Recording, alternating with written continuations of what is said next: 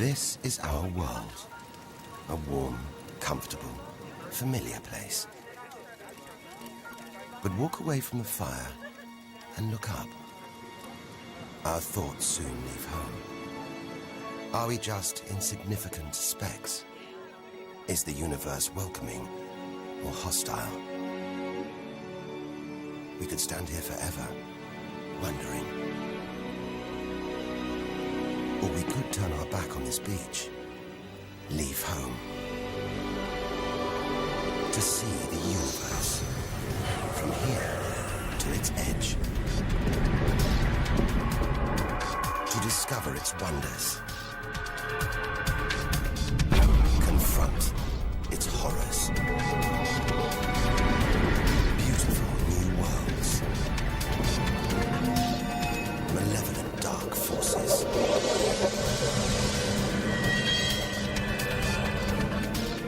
The beginning of time, the end of the world. Would we have the courage to see it through? Or would we run for home? There's only one way to find out.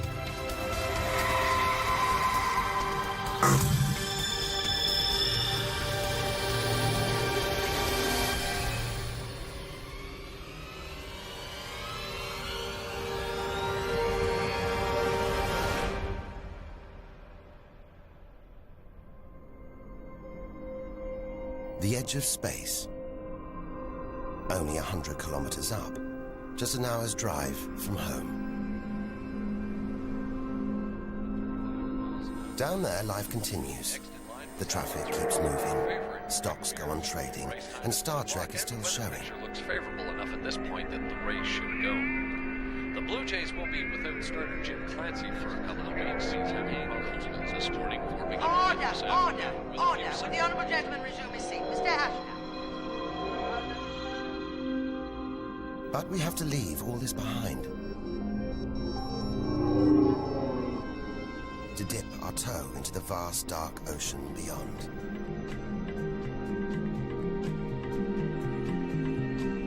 Into the shallows. Not too far from home. Onto the moon.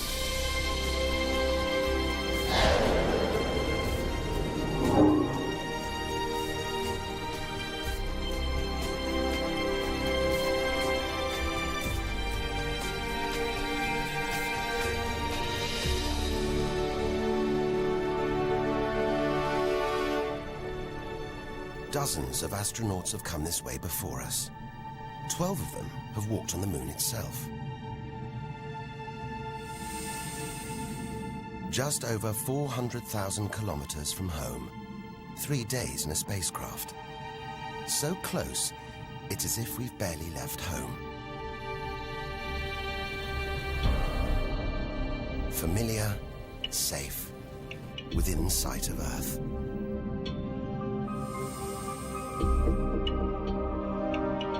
It looks like a deserted battlefield, bombarded by millions of meteoroids and asteroids.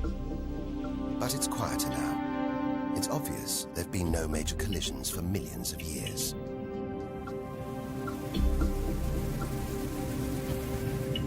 This brings back memories.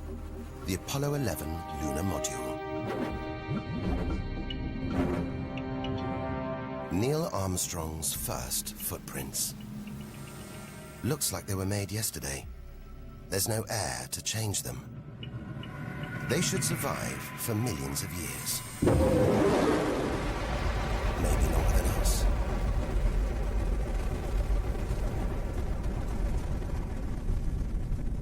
Our time is limited. We need to take our own giant leap. Further than any human has ever traveled.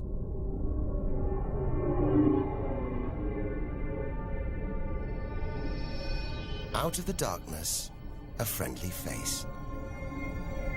The goddess of love. Venus. The morning star. The evening star. Sometimes she welcomes the new day in the east. Others, she says goodnight in the west. The planet's spectacular yellow clouds reflect the sunlight.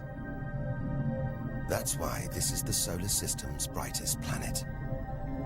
A sister to our planet. She's about the same size and gravity as Earth. We should be safe here. But the Venus Express space probe is telling us these dazzling clouds are made of deadly sulfuric acid. That the planet's atmosphere is choked with carbon dioxide. It's ringing alarm bells.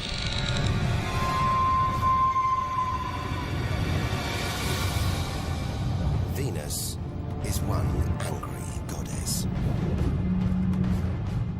The air is noxious, the pressure unbearable, and it's hot, approaching 500 degrees Celsius. Stay too long, and we'd be corroded, suffocated, crushed, and baked.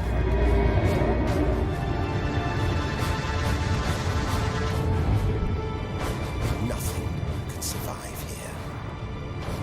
Like this. It's a Soviet Venera robotic probe. Its heavy armor's been wrecked by the extreme atmosphere.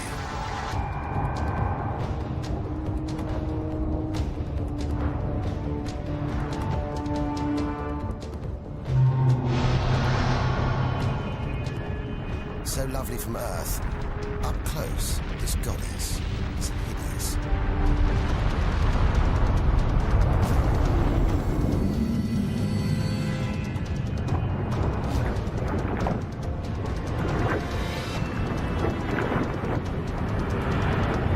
She's the sister from hell, pockmarked by thousands of volcanoes. All that carbon dioxide in its atmosphere is trapping the sun's heat. This is global warming gone wild. Before it took hold, maybe Venus was calm, more like her sister planet Earth. If that's true, this could be our planet's future.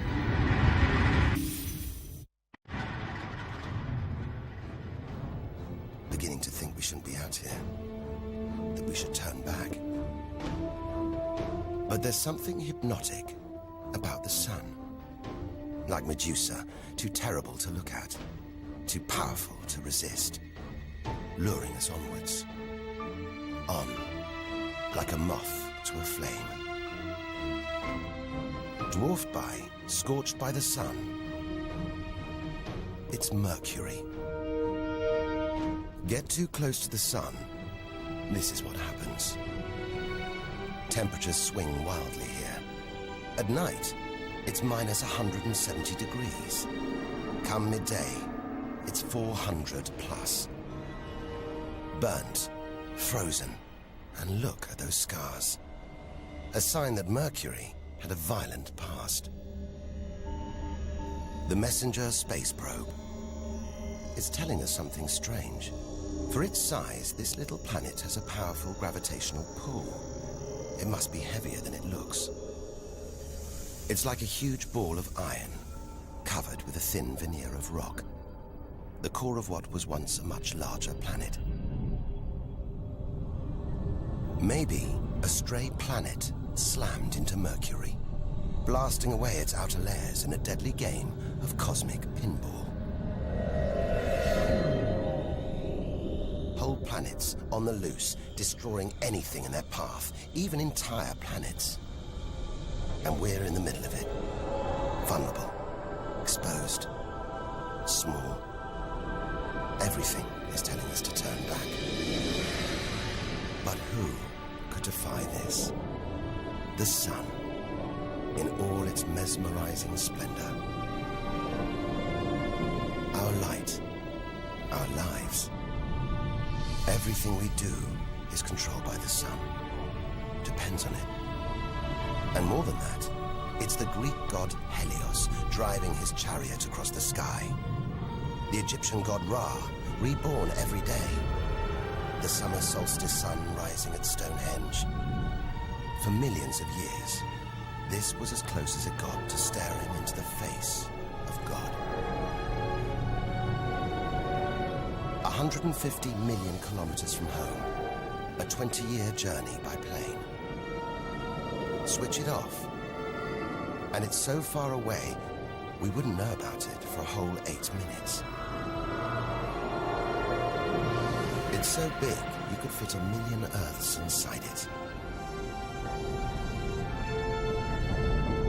So heavy, its gravity controls the entire solar system.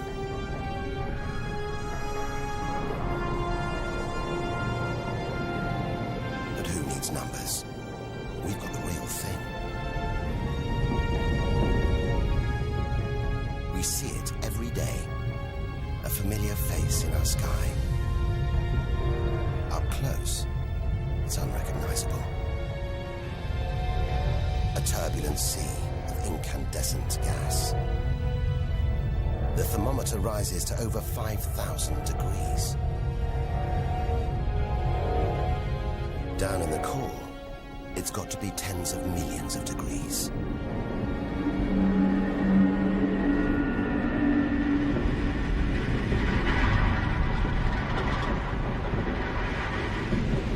Hot enough to trigger a nuclear reaction, turning millions of tons of matter into energy every second.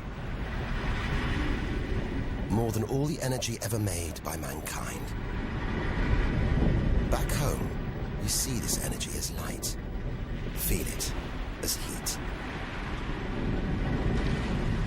But up close, there's nothing comforting about the sun. It's so full of electrical and magnetic activity, it's bursting out in these huge incandescent gas loops called prominences. Each one releasing more energy than 10 million volcanoes. You could get the Earth through one of these loops and still have tens of thousands of kilometers to spare.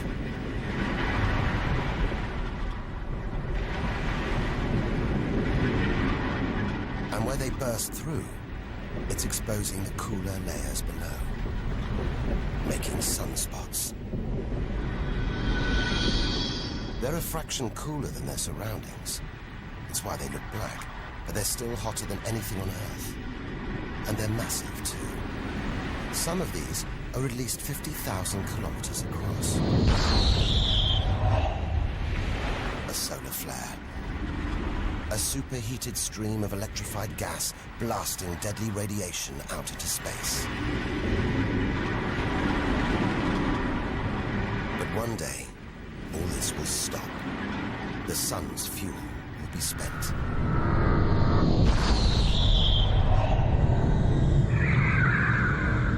When it dies, that'll be it for the Earth as well. This God creates life and destroys it, demands we keep our distance.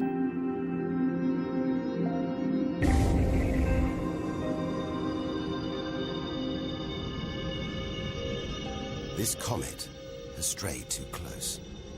It's being boiled away by the sun's heat, creating a tail that stretches for millions of kilometers.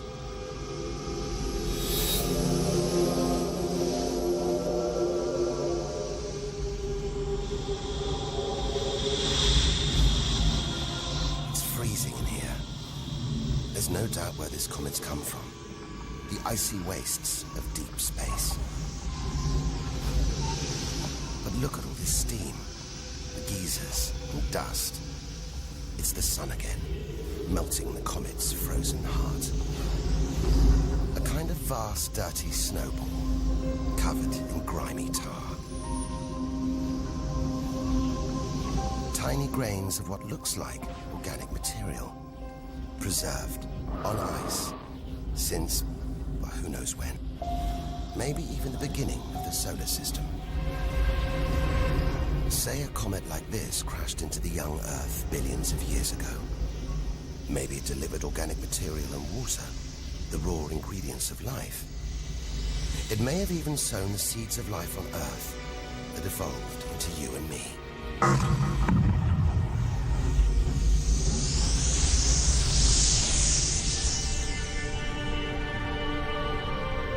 But say it crashed into the Earth now. Think of the dinosaurs, wiped out by a comet or asteroid strike. It's only a question of time. Eventually, one day, unless we can find a way to protect ourselves, we'll go the way of the dinosaurs. The Earth is safe. For now.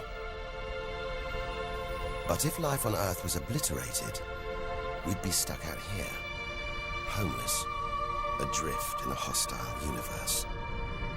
We'd need to find another home. Among the millions, billions of planets, there must be one that's not too hot, not too cold, with air, sunlight, water, where, like Goldilocks, we could comfortably live.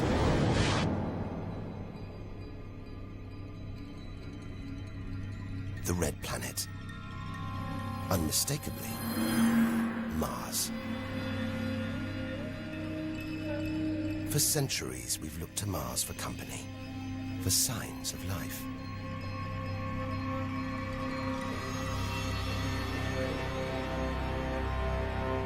Somewhere down there could be extraterrestrial life. But are we ready to find it? Ready to rewrite the history books, to tear up the science books, to turn our world upside down? What happens next could change everything.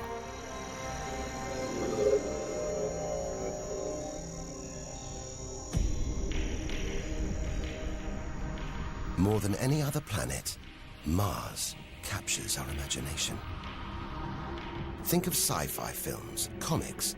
What follows? Martians. It's all just fiction, right? But what if there really is something here? If there is, it's living on a dead planet. The processes that make Earth habitable shut down hundreds of millions of years ago here. Red and dead.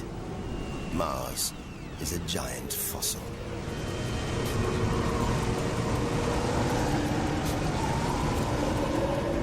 Something's alive. A dust devil. A big one. Bigger than the biggest tornadoes back on Earth. There's wind here. And where there's wind, there's air. Air that could sustain extraterrestrial life. But it's too thin for us to breathe. Full of choking carbon dioxide. There's nothing to protect Mars from the sun's ultraviolet rays. And it's cold. As low as -80 degrees. Freezing water in the ground, at the poles, and even in the atmosphere. As snow.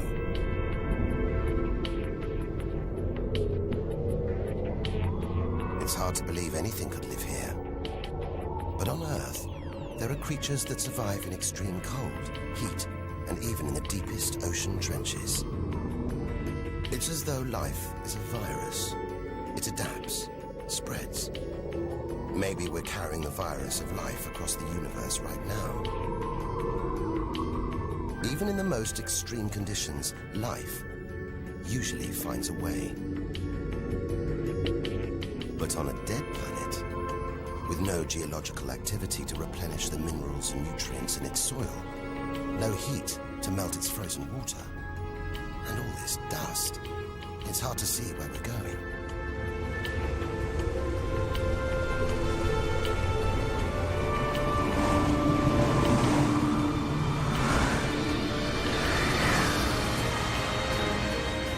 But we can't miss this. Olympus Mons, a vast, ancient volcano. 3 times higher than Everest. So wide, it would stretch almost all the way across Spain. Since its discovery in the 1970s, it's been declared extinct.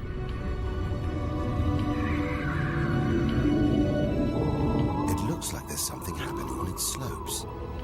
It's as though lava has been flowing. But any lava flows should be long dead, obliterated by meteorite impacts. Unless this monster isn't dead after all. If it's not, there could be molten magma beneath the crust right now.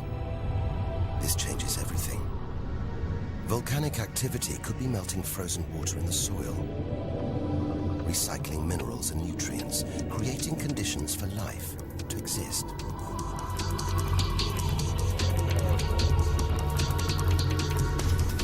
This makes the Grand Canyon look like a crack in the pavement.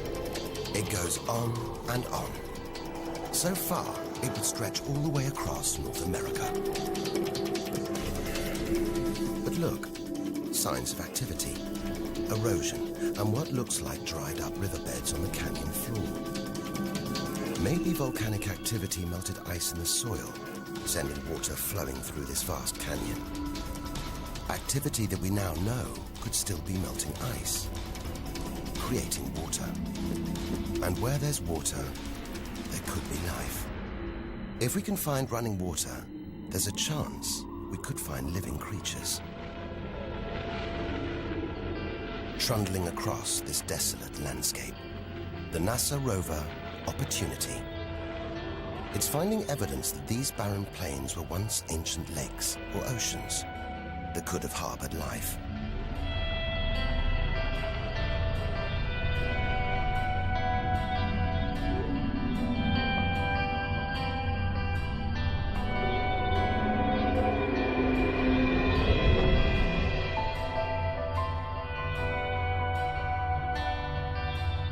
Look at these gullies. When probes orbiting Mars pass over them, they keep spotting new ones. More proof that Mars is alive and kicking. That there may be water flowing beneath the surface, creating these gullies. Water which could be sustaining Martian life.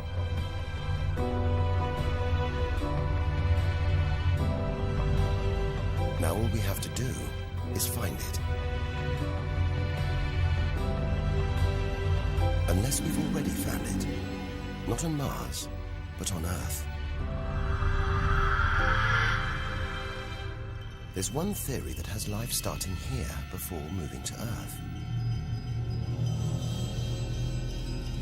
The idea is that an asteroid impact blasted fragments of Mars, complete with tiny microbes, out into space and onto the young Earth, where they sowed the seeds of life itself. No wonder we find Mars fascinating. It could be our ancestral home. If it's true, it means we're all Martians. The Mars we thought we knew is gone, replaced by this new, active, changing planet.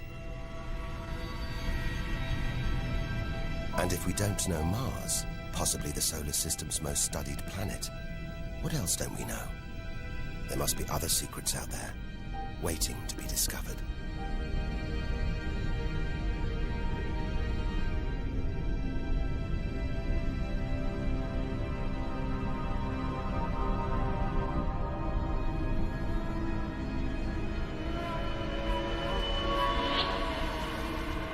This is getting scary.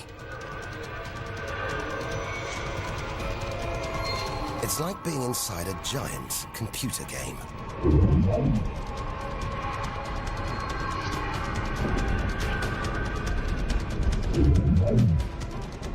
But these are all too real.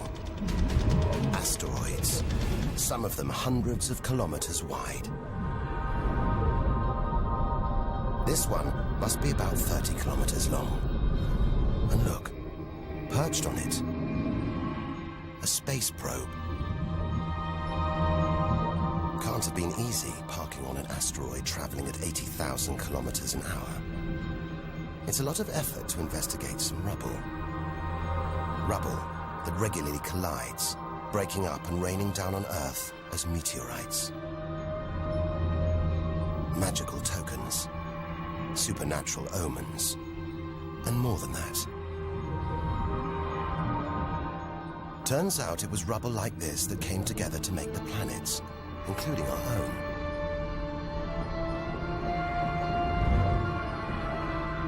So by dating the meteorites we find on Earth, we know the planets were born 4.5 billion years ago. These are the birth certificates of our solar system, of our planet. But for some reason, these rocks didn't form into a planet. Something must have stopped them. Something powerful.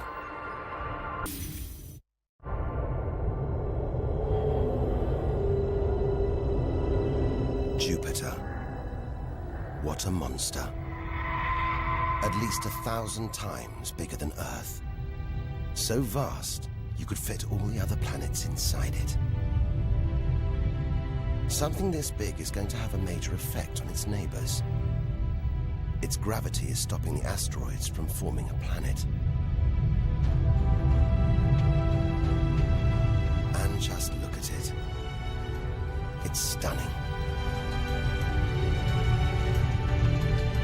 But up close, maybe things aren't quite what they seem. This huge planet is almost all gas. Land here, and we'd sink through its layers, maybe never hitting a solid surface. And Jupiter's good looks, the product of extreme violence. It's spinning at a huge rate, whipping up winds to hundreds of kilometers an hour, contorting the clouds into stripes, eddies, whirlpools. And this, the legendary Great Red Spot. The biggest, most violent storm in the solar system. At least 3 times the size of Earth. It's been raging for over 300 years. All those churning clouds have sparked an electrical storm. Just one bolt is 10,000 times more intense than any at home.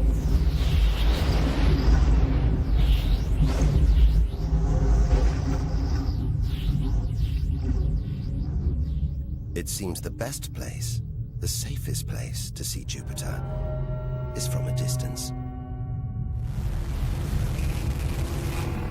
That's just beautiful, dancing round the poles like the aurora back home. But the Geiger counter is going wild. It seems even these are deadly, generated by lethal radiation pulled from space by Jupiter's powerful magnetic field. We're beginning to realize out here, nothing is what it seems. The universe is full of contradictions, deceptions, traps. Right now, we need a safe haven, somewhere to find our feet, catch our breath. Maybe this, the multicolored moon Io, is it?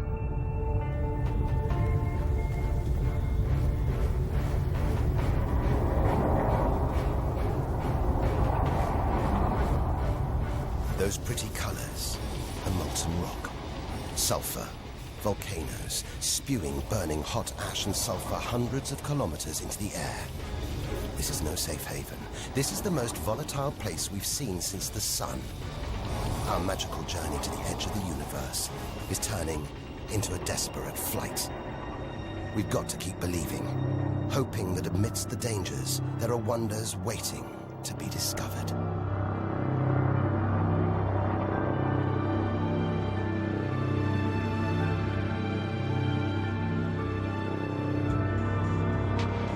$650 million kilometers from home. What a weird-looking place. And yet it looks strangely familiar.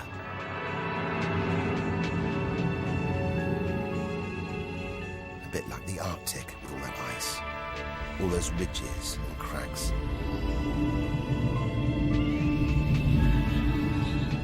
This is Europa. And maybe, like the Arctic, this ice is floating on water. Liquid water.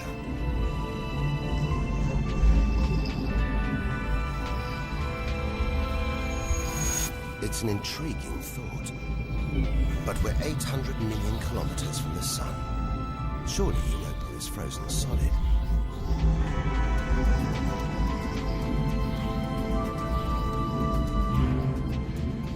Unless Jupiter's gravity is creating friction deep inside, stopping Europa from freezing solid, allowing life to develop in the waters beneath its frozen crust. We might be meters away from aliens. From a whole ecosystem of microbes, crustaceans, maybe even squid. The only thing between us and the possibility of alien life, this layer of ice. But until we send a spacecraft to drill through the ice, Europa will remain one of the solar system's greatest mysteries.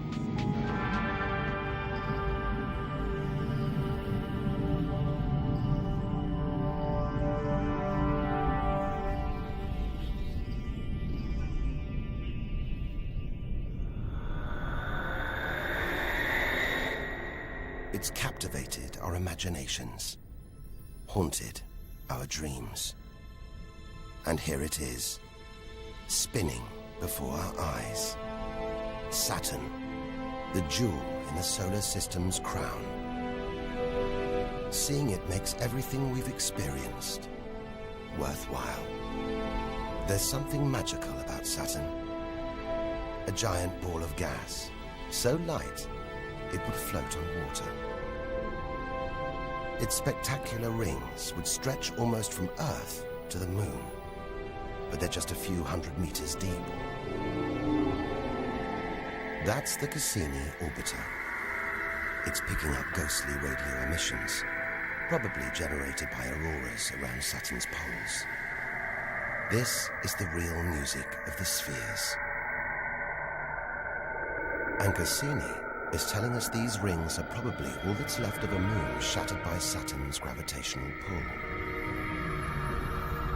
Incomparable beauty from total destruction.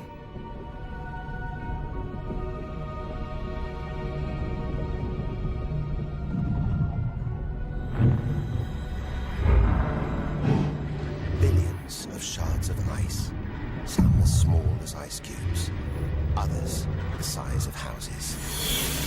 They collide, break apart, reassemble. It's like a snapshot of our early solar system, as dust and gas orbited the newly born sun, and gravity worked its magic, pulling the lumps together until from debris like this, our home emerged.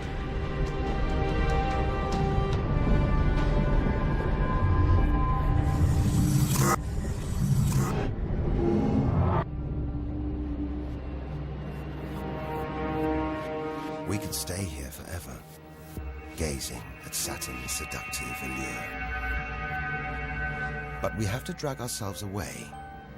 We've got so much further to go, so much more to learn. Which isn't easy when the largest object in sight is this moon, wrapped in thick clouds. Titan.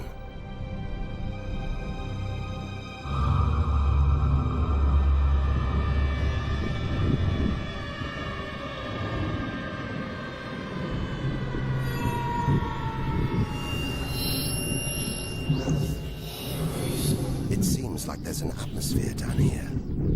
There's wind, rain, even seasons. And look at these rivers, lakes and oceans. It's the most similar place to Earth we've seen so far. Maybe it was worth tearing ourselves away from Saturn after all. Except that's not water. That's liquid natural gas.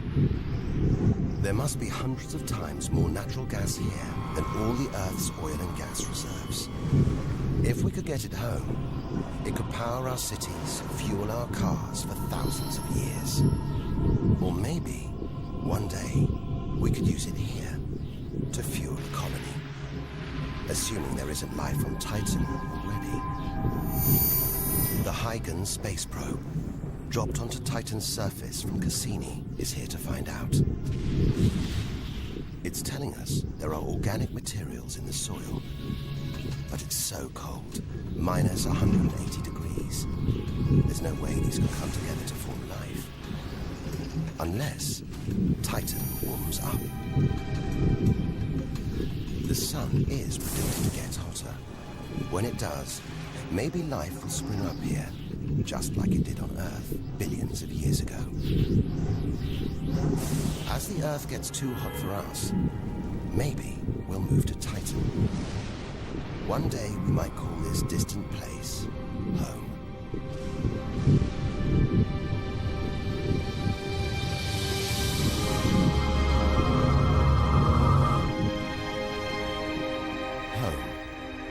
We're at least 1 billion kilometers away now.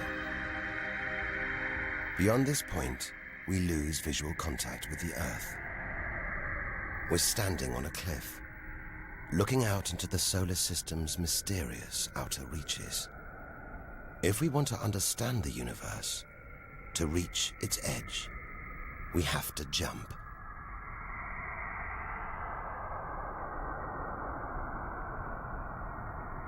Unseen from Earth, unknown for most of history, we're in the solar system's outer reaches. It's like diving down into the deep ocean.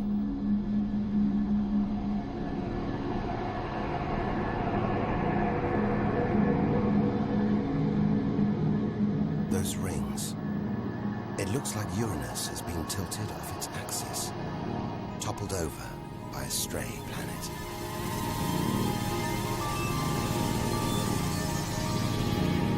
It's eerie out here.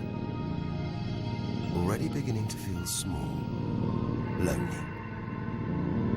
Maybe this is how we'll feel, what we'll find at the edge of the universe. But we've barely left the shore. Shrink the Earth down to the size of a pea. We've traveled less than 2 kilometers. But to reach the edge of the solar system, we've got to travel another 20,000 kilometers. Out of the deep, another strange beast. The god of the sea, Neptune. This giant is swathed in methane gas. And look, a storm the size of Earth, whipped up by savage 1,500-kilometer-an-hour winds. Back home, it's the sun that drives the wind, but Neptune's too far away. Something else must be creating these ferocious winds, but nobody knows what. Our solar system is huge. It's alarming how little we really know about it.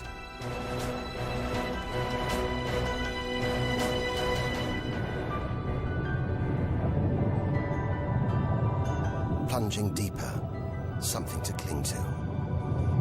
After all those balls of gas, a solid moon. Triton. Solid, but not stable. Just look at these geysers, cosmic chimneys pumping out strange soot. And this moon is going round Neptune in the opposite direction to the planet's spin. A cosmic battle of wills that this angry moon is always going to lose. Neptune's massive gravity is pulling on Triton, slowing it down, reeling it in.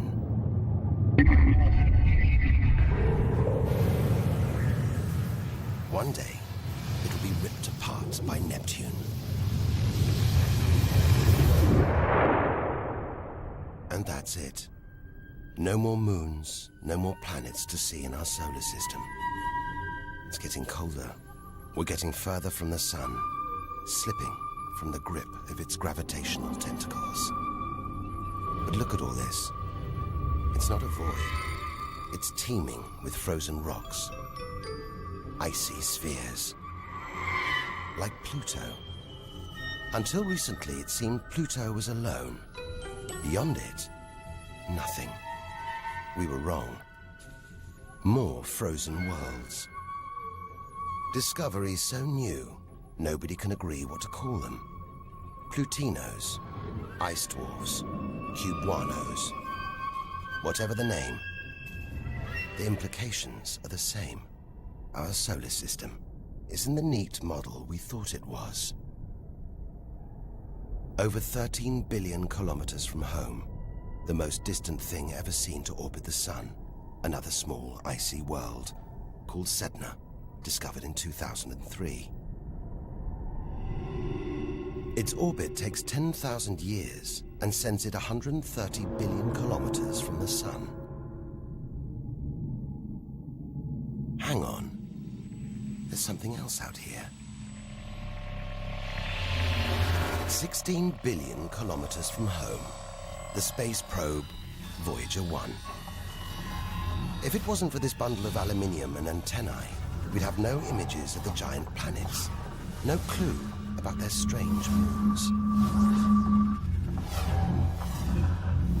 It's traveling 20 times faster than a bullet, sending messages home.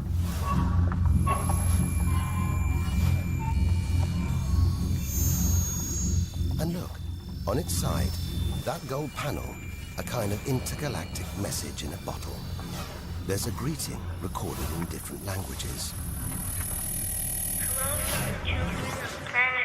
Hola y saludos a todos.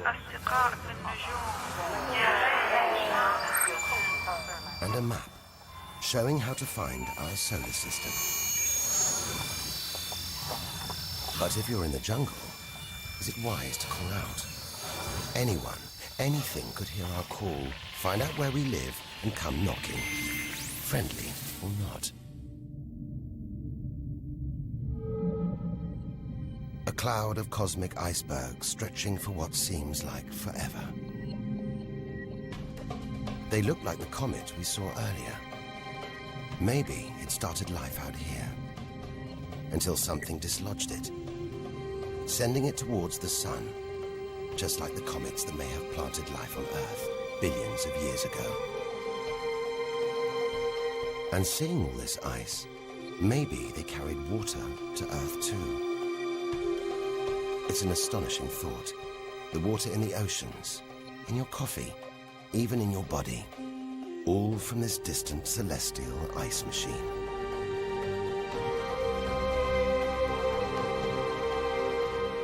We're 8 million, that's 8 trillion kilometers from home. But in reality, this is only a baby step. Ahead, trillions of kilometers, billions of stars. This is it. Time to stop looking in and start looking out. To step out into the big, wide universe. Into interstellar space.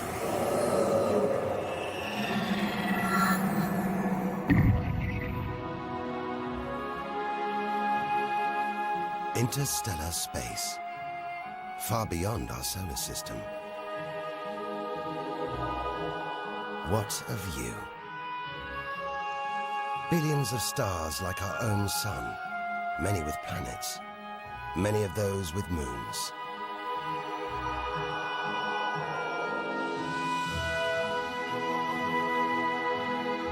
It's hard to know which way to go. There are infinite possibilities in every direction. Whichever way, we're going to need a serious burst of acceleration.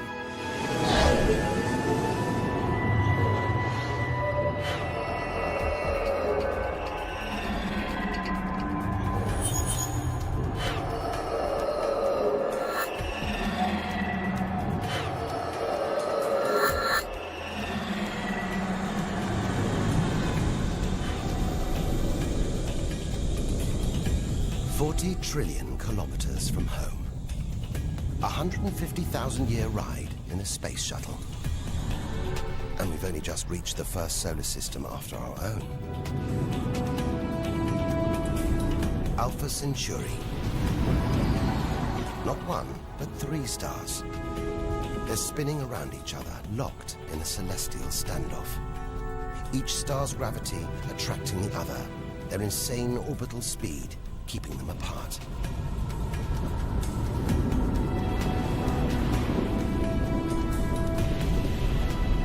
Get between them, and we could be flung into the face of one of these stars. Vaporized, trillions of kilometers from home. So far, the kilometers are becoming meaningless. We're going to have to talk in light years. beam of light takes 1 year to travel 10 trillion kilometers. So 40 trillion kilometers is 4 light years from home.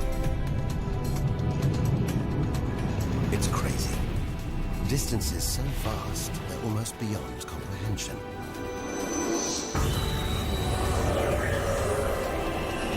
And exciting.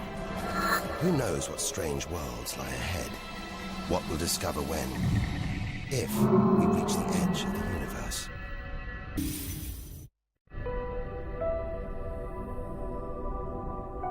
"10 light years from Earth, the star Epsilon Eridani. What spectacular rings of dust and ice, and somewhere in there, planets forming out of the debris, being born before our eyes.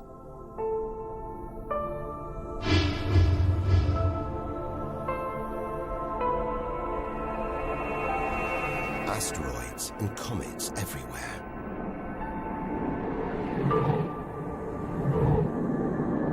We could almost be looking at our own solar system, billions of years ago, with comets delivering organic molecules, water to these young planets, kick-starting life, just as they may have done on Earth.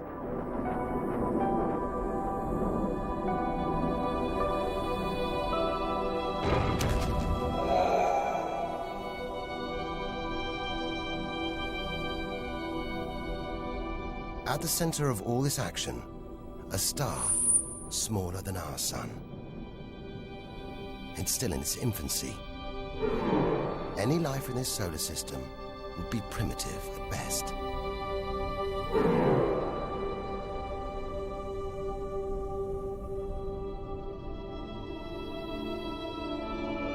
There must be more mature, developed solar systems out here. But finding them is like looking for a needle in a cosmic haystack.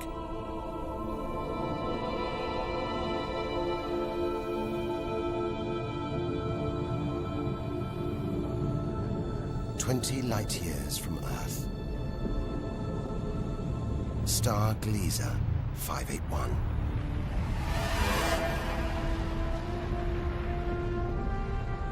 It's about the same age as our sun.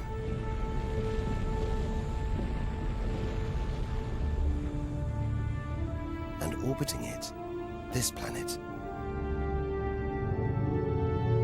It's just the right distance from its sun. Any closer and water would boil away. Any further, and it would freeze. Ideal conditions for life to have evolved.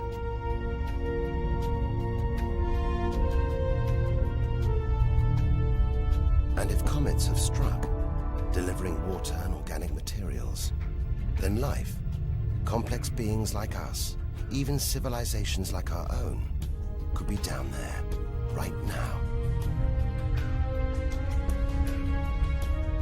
And if there are, even at this distance, they could be tuning into our TV signals, watching shows from 20 years ago. And here's your host, Joe Jackman. But until future generations can find a way of communicating over these vast distances, all we can do is speculate. Us and them, living parallel lives, unaware of each other's existence. Unless life has been and gone.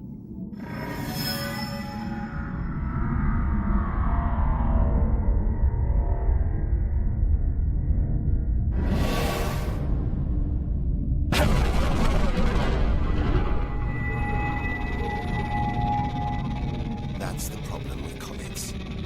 They're creators and destroyers. As the dinosaurs found out the hard way 65 million years ago. This is the needle in the cosmic haystack, the closest we've come to a habitable solar system like our own. But it's a chance encounter. There could be hundreds, millions more solar systems like this out here. Or none at all.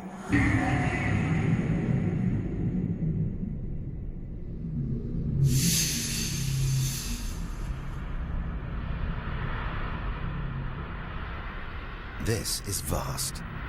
And look, it's the planet Bellerophon.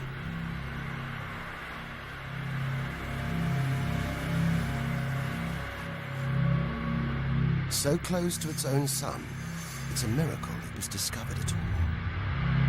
Problem is, from Earth, we can't see planets this far out. They're obscured by the brilliance of their neighboring stars. But the planets have a minute gravitational pull on those stars. Measure these tiny movements trillions of kilometers away, and we can prove they exist. That's how we tracked down Bellerophon in the 1990s, opening the floodgates to the discovery of hundreds of other distant planets. 65 light years from Earth. Tune in on this bright star, and you'd pick up TV signals from Hitler's Berlin Olympics. Verkünde die Spiele von Berlin zur Feier der 11. Olympiade neuer Zeitrechnung als eröffnet.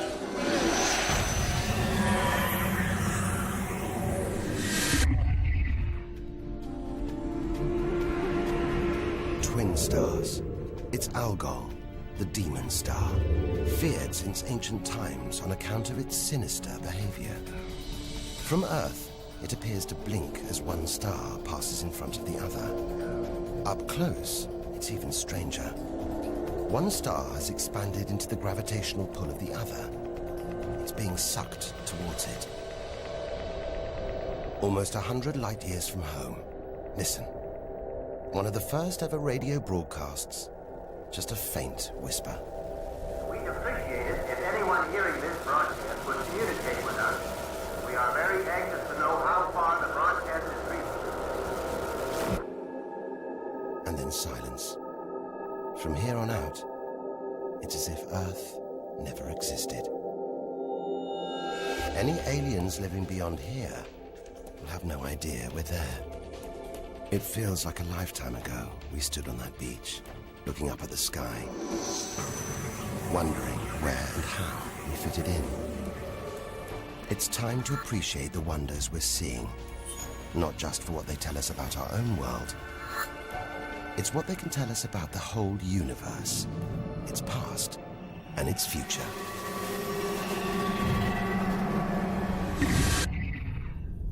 Deep inside our galaxy, the Milky Way, a vast celestial library, each star a book with a story to tell.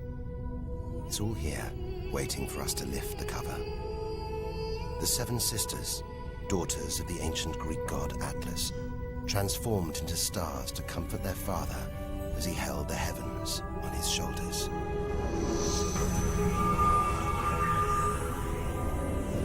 And this giant, Betelgeuse. The brightest, biggest star we've seen so far. It's got to be at least 600 times wider than our own sun.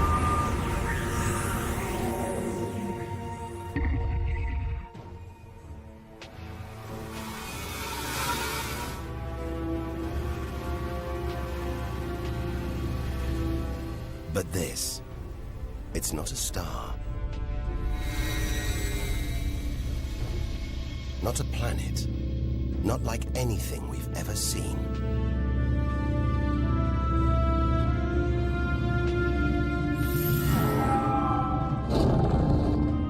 A ghostly spectre, more than 1,300 light years from Earth. Orion's dark cloud. Dust and gas, so dense it's shrouding us, shutting us off from the universe outside. There, deep inside, a ball of light, pulling the dust and gas towards it, heating up, merging into a ball of burning, hot gas. Like a star, like our sun, in miniature. It's millions of degrees inside it. So hot, it's beginning to trigger nuclear reactions, the kind that keep our sun shining. Making energy, radiation, light. A star is being born.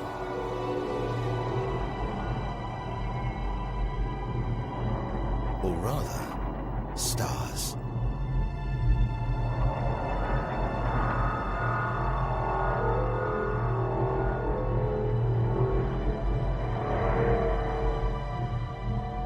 Orion's dark cloud is a vast star factory.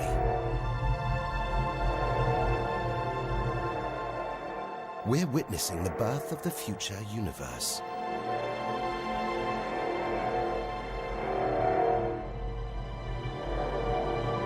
We've come to expect hostile horrors, but we're discovering one of the universe's greatest creative wonders: star birth.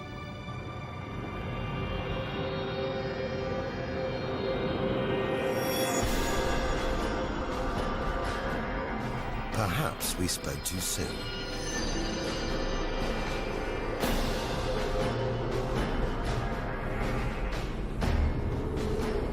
Jets of gas, exploding outwards at 200,000 kilometers an hour, blasting dust and gas out for millions of kilometers.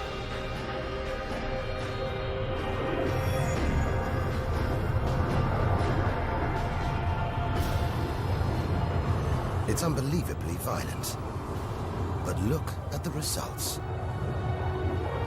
It's beyond words. Nebula.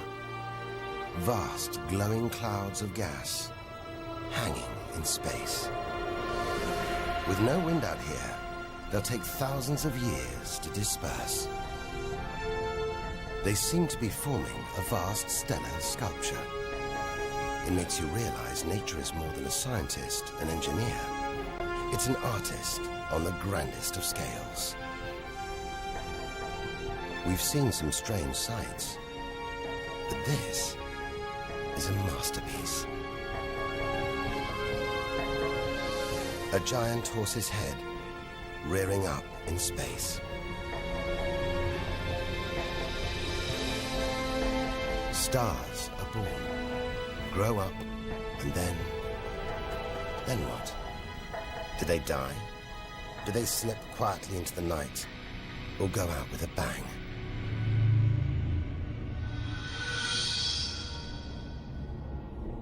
Somewhere between here and the edge of the universe lies the answer. Nearly 4,000 light years further, luminous clouds suspended in space, encircling what was once a star like our own sun. All that's left of it are these brightly colored gases. Elements formed by nuclear fusion deep inside the star, released into space on its death. Green and violet, hydrogen and helium, the raw materials of the universe. Red and blue, nitrogen and oxygen, the building blocks of life on Earth. For us to live, stars like this had to die. The oxygen in our lungs, the nitrogen in our DNA, it was all produced by nuclear fusion in stars that died long before the Earth was even born. We are made of stellar nuclear waste. Our family tree begins here.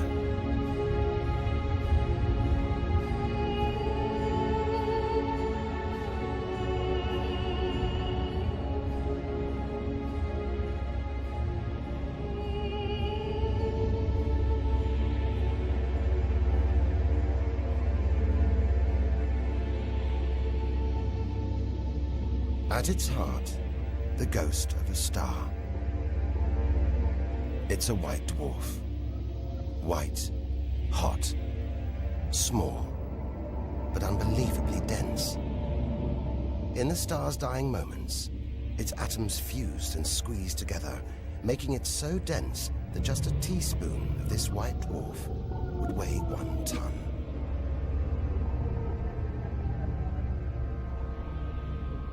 It's a chilling premonition of our sun's fate. 6 billion years from now, it'll become a white dwarf. Its death will herald the end of life on Earth. It makes you wonder how many other worlds have been and gone. Stories left untold. Celestial books lost forever.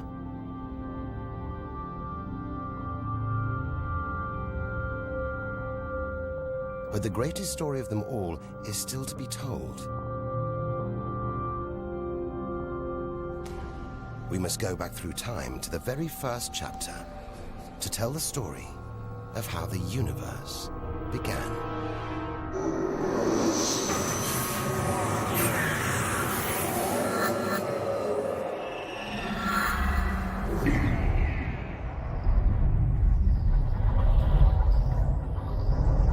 The scattered remains of a dead star. A nebula. The Crab Nebula. We're 6,000 light years from home, deep inside a stellar graveyard. We've learned so much, seen things we'd never have believed possible. Now, sights like this, wonders once beyond imagination, we take in our stride. We're ready. Ready to face whatever lies ahead. Determined to reach the edge of the universe.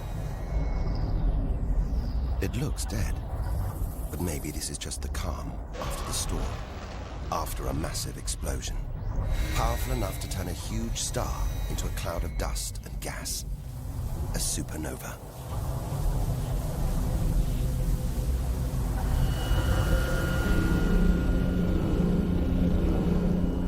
The eye of the storm, a spinning, pulsating star, a pulsar.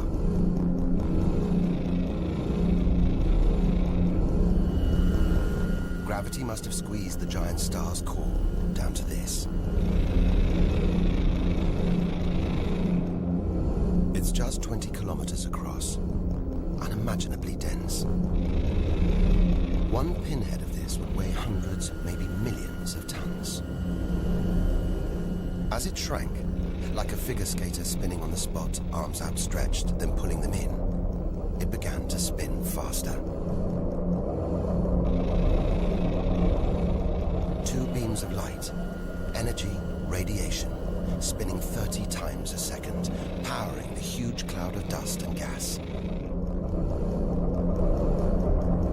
There's so much radiation here, more even than on the sun.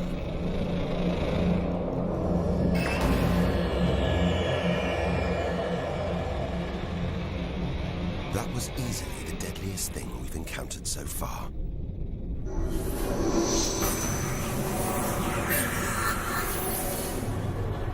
Once, it would have terrified us. But now we realize that without the dangers, there'd be no wonders. Without the nightmares, there'd be no dreams.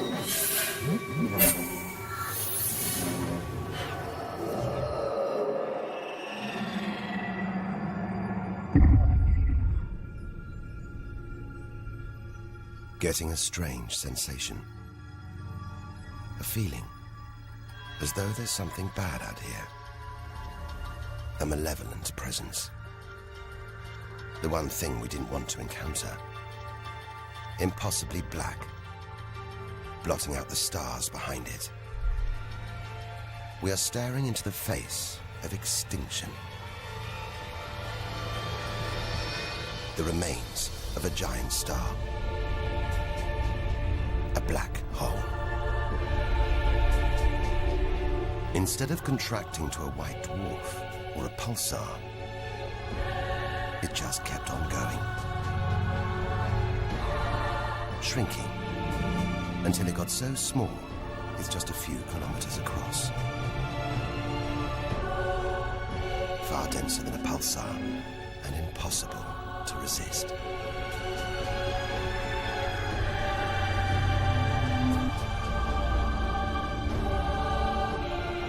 Stray too close, and there's no turning back. Now we know why it's a black hole. Its gravity is so intense, not even light can escape. This asteroid, it's a lump of solid rock, but it's actually stretching, being dragged towards the gaping hole. Inside, there's no matter as we know it. No time, no space. All the rules of physics collapse.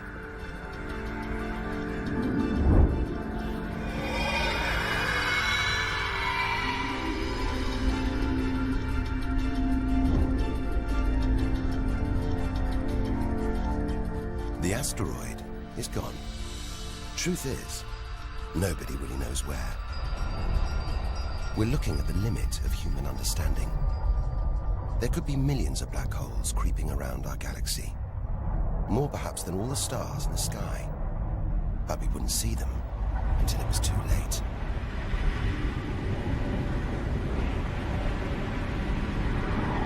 Like this star, spiraling, disappearing down an invisible plug hole.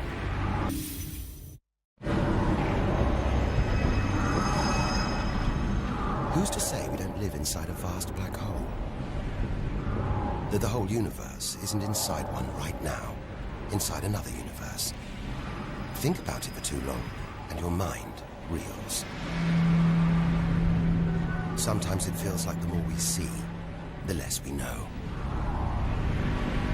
But we do know our galaxy is more complex and more dangerous than we ever imagined. And we're still in our own galaxy, the Milky Way.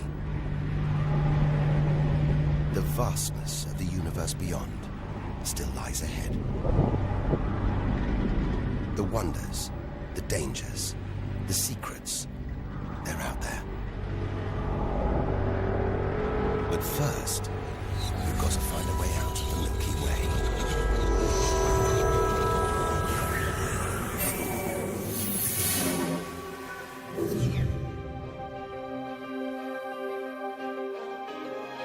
"7,000 light years from home, still deep inside our own galaxy. It's as though we're in a forest thick with trees, each so beautiful, so fascinating. It's impossible to look beyond, to see the bigger picture. We have to find a way through, reach the clearing at the galaxy's edge. Only then can we begin to understand where it and we all began. But faced with sights like this, it's hard to leave. A colossal glowing cloud topped by these great towers of dust. The pillars of creation. Like a gateway into the far galaxy.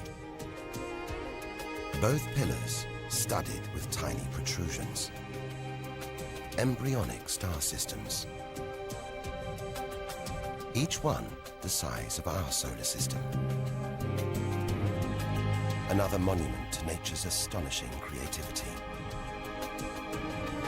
We have to ignore its captivating beauty, its siren song, tear ourselves away, in order to carry onwards towards the edge of the galaxy.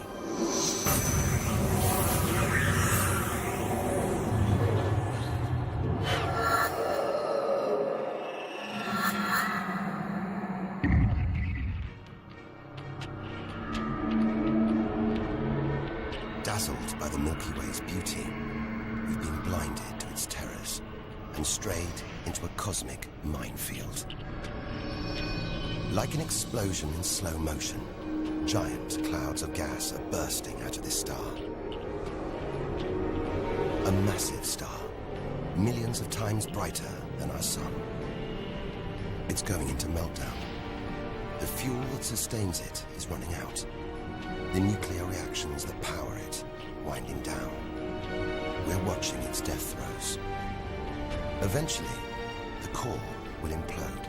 The result, a new black hole.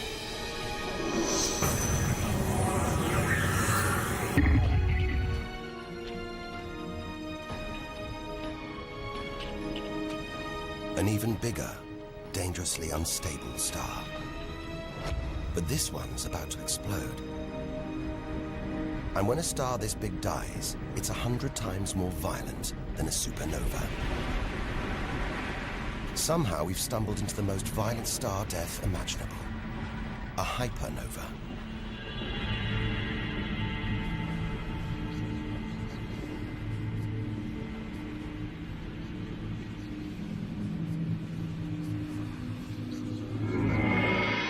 The core's collapsed.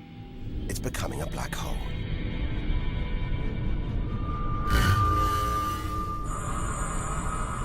And that's the shockwave, surging through the star, ripping its outer layers into space.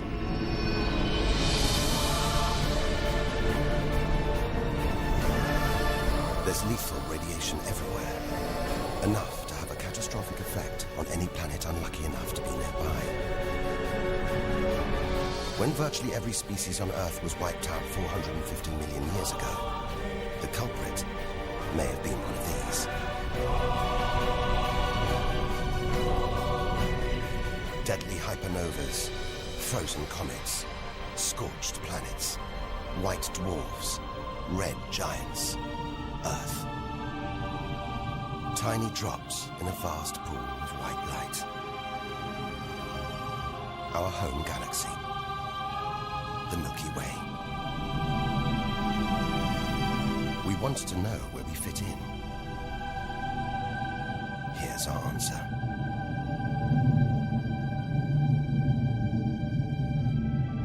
Civilizations, past and present. Everyone that's ever lived. The smallest bug, the highest mountain. All of it. Invisible. Not even a tiny speck.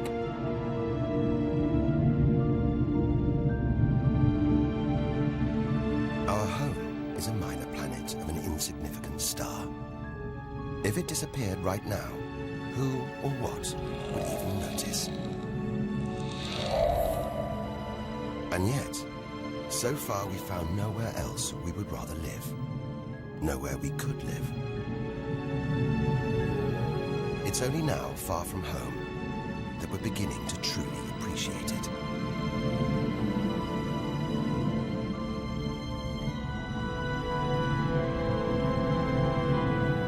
Look at all these stars. Hundreds of thousands of them. Surely one of these, more than one, must be capable of supporting life.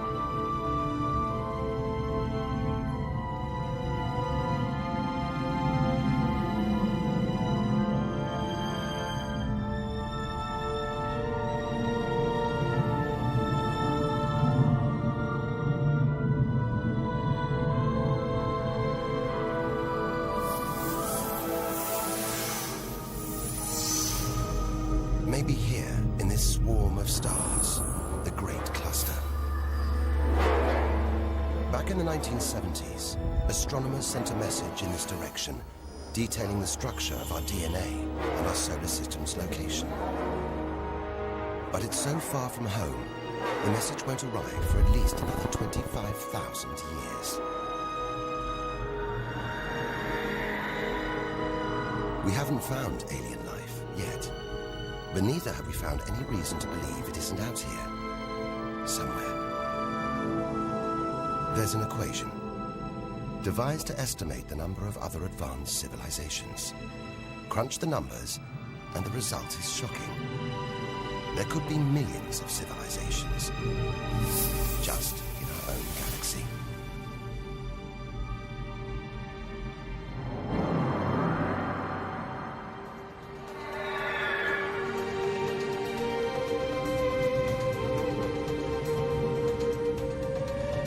Everything we have seen so far is inside the Milky Way. Now here's our chance to see other galaxies, to glimpse the even bigger picture, and perhaps to answer the ultimate question: where does all this come from? We are now ready to leave our solar system, our galaxy, and enter intergalactic space.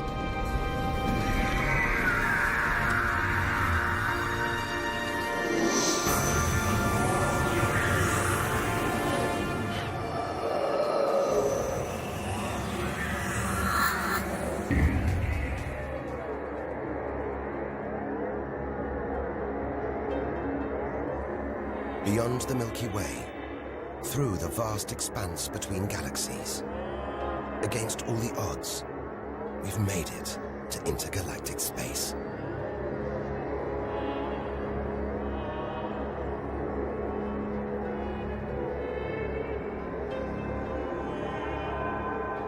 Out here, there's no horizon in sight. Even the closest galaxies are millions of light years away. The remains of galaxies ripped apart by the Milky Way's huge gravitational pull. scattered through nothing.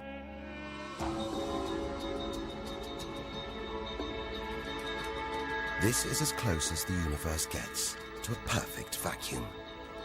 But even this isn't totally empty. There are thin wisps of gas, fine traces of dust, and something else. Dark matter.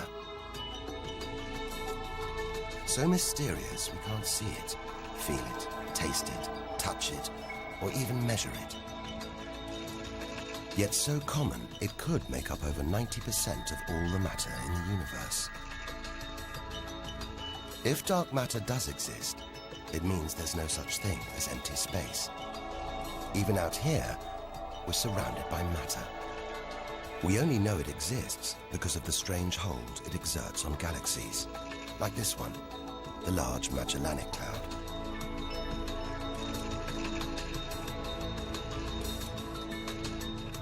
More than 6 billion years in today's fastest spacecraft, 160,000 light years from the Milky Way, at the edge of its gravitational reach. This galaxy should spin off into space, but something is holding it here. Something invisible, powerful, dark matter. Stars, clusters of stars, nebulae. It's a vast astronomical treasure house.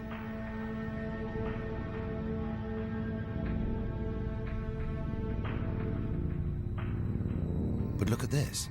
It's like a string of gleaming pearls. It's a fireball, expanding out from what must have been a massive explosion, a supernova. So bright that when light from the explosion reached the Earth in 1987, it was visible with the naked eye. And so violent, it triggered a string of nuclear reactions, forcing atoms together, creating new elements. Gold, silver, platinum, blasting them out into space.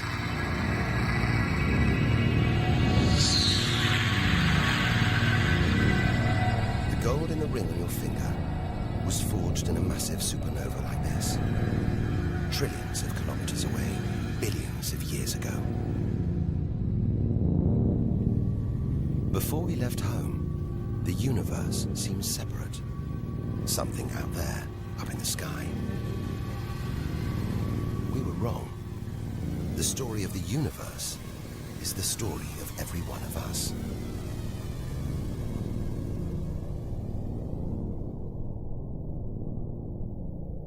It's comforting to remember as we venture through this abyss. Further and further. Faster and faster.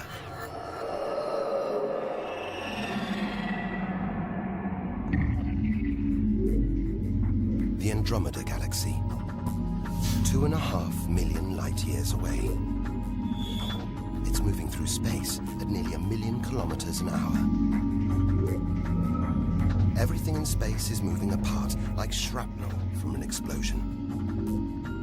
We're seeing this galaxy as it was when our ape-like ancestors first walked across the African plains.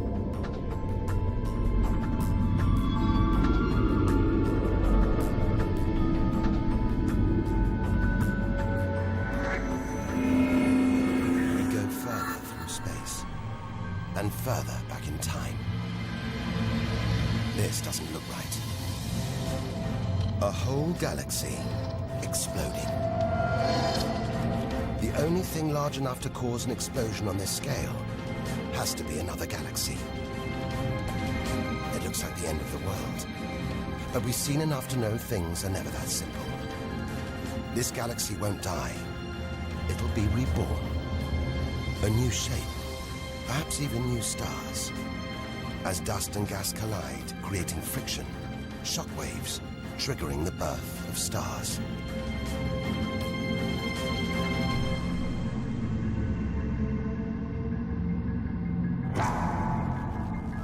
There's order in this chaos. A pattern behind the infinite variety. An endless cycle of birth and death, creation and destruction. It's a pattern woven through the vast fabric of space that binds each of these galaxies. There are billions of galaxies in the universe, each with billions, even trillions of stars. Possibly more stars than there are grains of sand on all the beaches on Earth. And all of these are just the stars that exist now. What about the stars that have been and gone? All the stars being born, yet to be born. We're finally beginning to see the big picture, and it's grander than we ever imagined. This galaxy, the huge pinwheel galaxy, is so far from Earth that if we send a message home now, it'll take 27 million years to get there. Who knows whether our species, our planet, will still be around to receive it? Most likely not.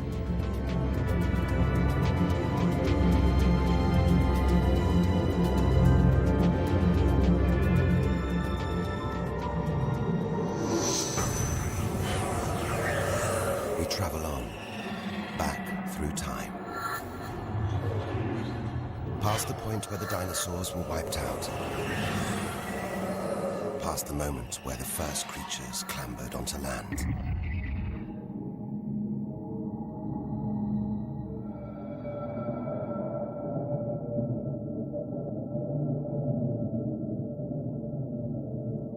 Two billion light years from home, closing in on the edge of the universe, going back to the beginning of time. This isn't a galaxy. It's brighter than hundreds of galaxies put together. A blinding beam of energy bursting out for trillions of kilometers. Something this big, this bright, must be incredibly powerful. Experience tells us out here, power equals danger. It looks like a quasar, the deadliest thing in the universe. If it is, then our journey could be over, just as the end is almost in sight.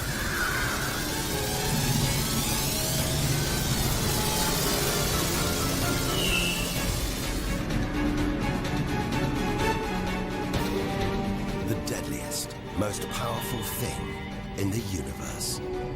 A quasar.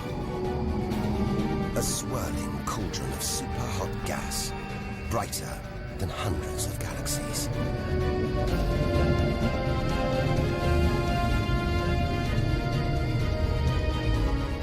The source of this awesome power lies deep inside the heart of the beast. A heart of darkness, a supermassive black hole as heavy as 1 billion suns.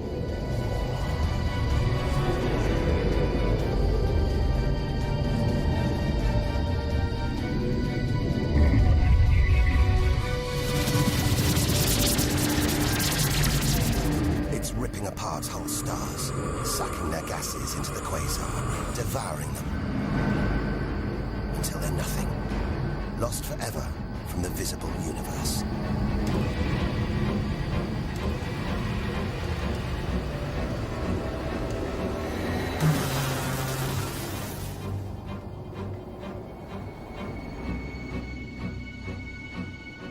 We've seen the worst the universe can throw at us, the most powerful and destructive forces the universe produces. Now it's on to the very edge of the universe. It's almost within reach.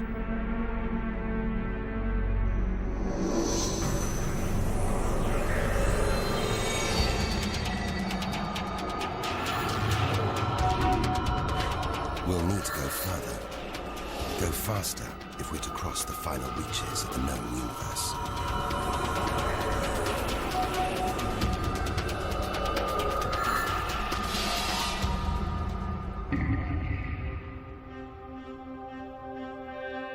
8 billion light years from home. More galaxies. But these look different. Ragged, small, close together. We're so far back in time, we're seeing these galaxies as they were before the Earth was even born. they're still young, still growing. We're getting closer to where and how it all began. 12 billion years ago.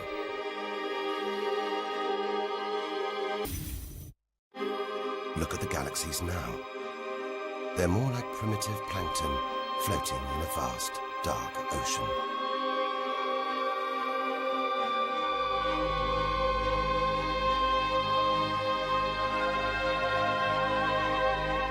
It's magical. Clouds of dust and gas, dancing, forming a shape, merging to make embryonic galaxies.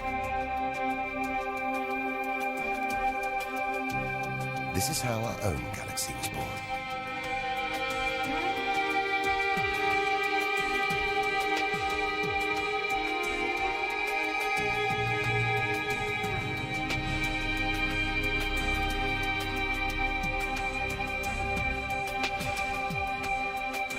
They're disappearing. We've gone back before the stars were born. Into a cosmic dark age. And before that, light. The afterglow from a massive explosion. The explosion which created the known universe.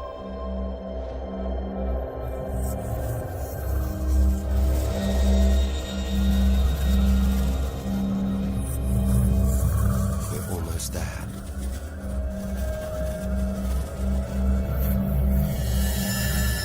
This is it. We've made it. The edge of the universe. 130 billion trillion kilometers from home. 13.5 billion years ago.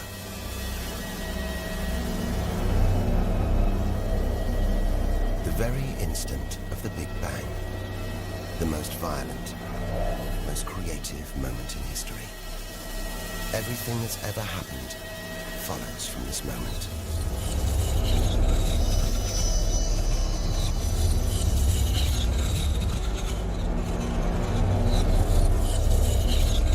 Every religion, every culture has pondered it. But we still don't know what sparked this act of creation, or why.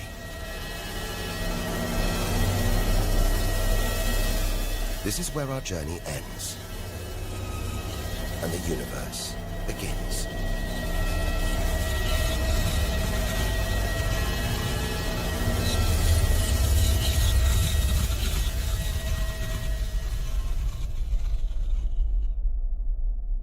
An infinitely hot, small, dense point erupts.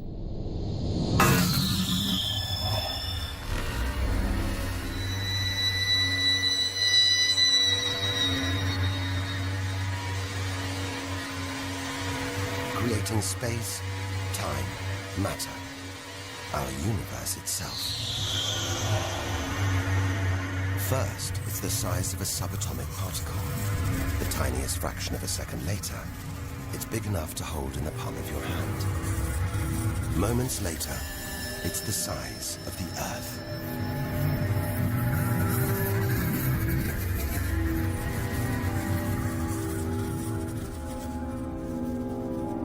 Today, the light from the Big Bang is still spreading out as a hiss of radio static. Your TV aerial picks it up. You can see it as static on an untuned TV.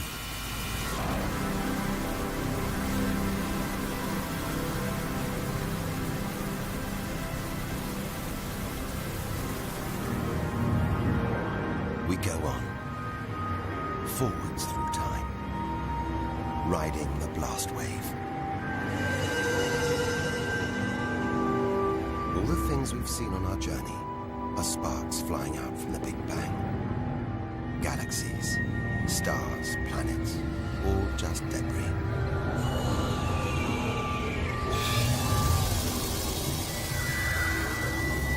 Back through our galaxy.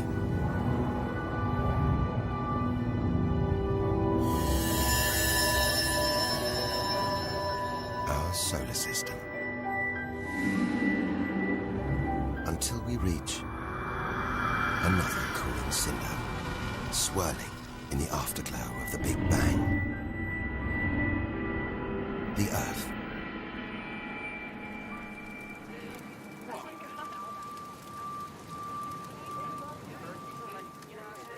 We had to go back to the past to see our future.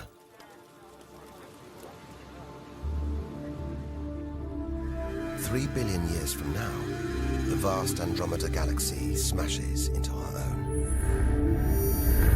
A new galaxy is born. The sun and planets survive, but they've been thrown into a huge looping orbit around the new galaxy. The sun is becoming a red giant, swallowing up Mercury and Venus, scorching our planet's surface, destroying all life on Earth.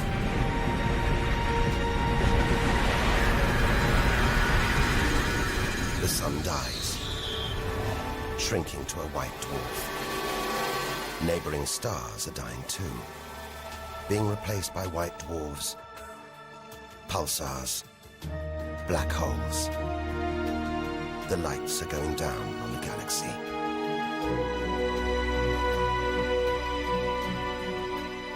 Since the Big Bang, the universe has been fading, dying, not with a bang, but with a long, drawn-out whimper.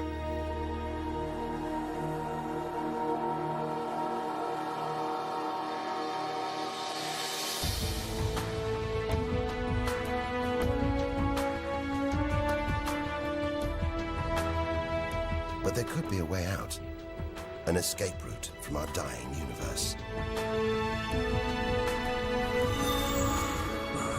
It might be possible for our distant descendants to find a shortcut through space and time, a wormhole.